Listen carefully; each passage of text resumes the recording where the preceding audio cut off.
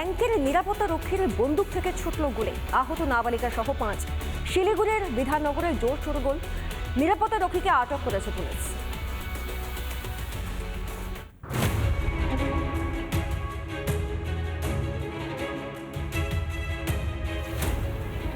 অন্যান্য দিনের মতোই তখন ভিড়ে ভিড় শিলিগুড়ির রাষ্ট্রায়ত্ত একটি ব্যাংকের শাখায়।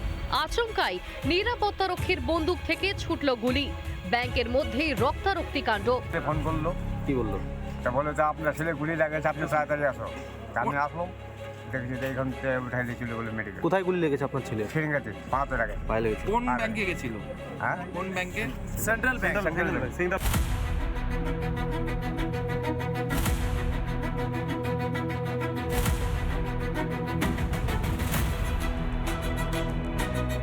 কেউ টাকা তুলতে কিংবা জমা দিতে গিয়েছিলেন, কেউ গিয়েছিলেন পাসবই আপডেট করাতে।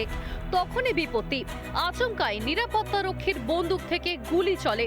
এতেই নাবালিকা সহ 5 জন আহত হন।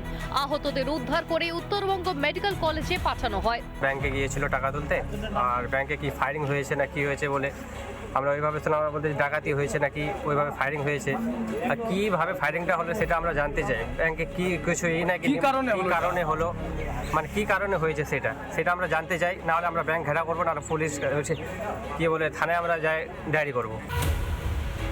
এই ঘটনার পর বন্দুক সহ নিরাপত্তারক্ষী মানিক রায়কে আটক করে বিধাননগর থানার পুলিশ। প্রাথমিকভাবে পুলিশ জানতে পেরেছে নিরাপত্তারক্ষীর বন্দুক মেঝেতে পড়ে গেলে গুলি বেরিয়ে যায়। তো যেটা আমরা জানি, ব্যাংকের বাইরে বন্দুক নিয়ে থাকবে, ব্যাংকের ভিতরে কি করলো, কেন এবার ব্যাংকের ভিতরে গেল? আর ওই যাওয়াতে ভিড়ভাটাতে বন্দুকটা পড়ছে নিচে, তো জানি না কেমন বন্দুকটার সিস্টেম কেমন, তো ওতে বলে গুলি বাড়াচ্ছে, 5 জনকে লাগছে। তো সেখানটা আমার ভাসতেও আছে। এটা নিছকই দুর্ঘটনা নাকি অন্য কোনো কারণ রয়েছে তা খতিয়ে দেখছে পুলিশ। রিপাবলিক বাংলা।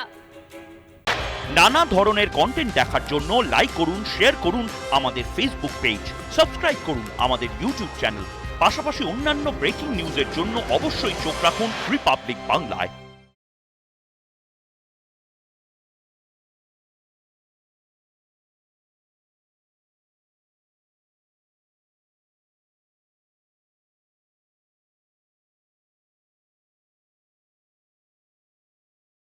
নানা ধরনের কন্টেন্ট দেখার জন্য লাইক করুন, শেয়ার করুন আমাদের ফেসবুক পেজ, সাবস্ক্রাইব করুন আমাদের ইউটিউব চ্যানেল। পাশাপাশি অন্যান্য ব্রেকিং নিউজের জন্য অবশ্যই চোখ রাখুন রিপাবলিক বাংলায়।